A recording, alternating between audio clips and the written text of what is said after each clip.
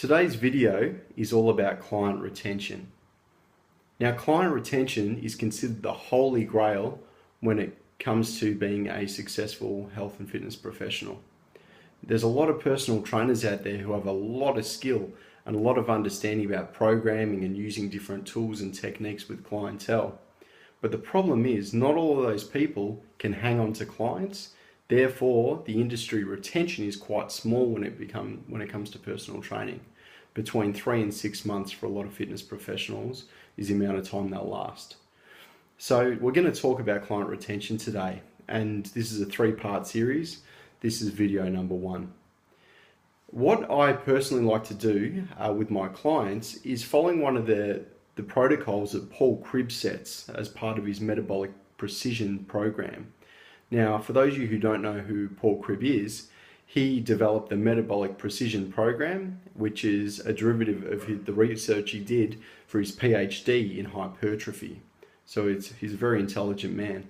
Now, what Paul does as part of his coaching for students who take on the Metabolic Precision program is he teaches them to put in the personal when it comes to personal training.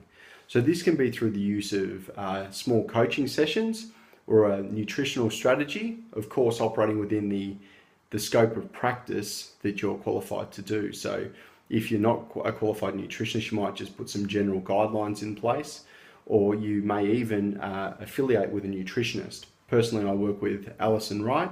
I find that she's very professional and achieves fantastic results. So I'm very happy to optimize my clients' results by sharing this information that she can provide. Now, in order to show value, often people aren't very generous with their time. So if you can add into your current regime of your books, where you often have your personal training sessions, you can add either a 20 or 30 minute planning session in for your clients. So this is where you sit down and you go back to their original goals and look at where they currently stand. Are they on track to achieve them? Now, often in this time, clients will just want to talk about something that might be standing in the way or any issues they might be having, whether it be around some stress or their workload, which, as we all know, when we're really busy, sometimes things can slip through the cracks. So they might find their nutrition's fallen off track. So we might just be there to help remind them of little simple strategies they can utilize to help overcome those obstacles. Now, I personally find that if your clients know that you care about them and that you're there for them, they're going to stick around. And my belief is that a lot of trainers in the industry, they don't really concern themselves too much with that sort of thing. They want to get into the gym, get out of there, or whether it be a studio or wherever they work. But they're not willing to make those relationships and really put the value into their service.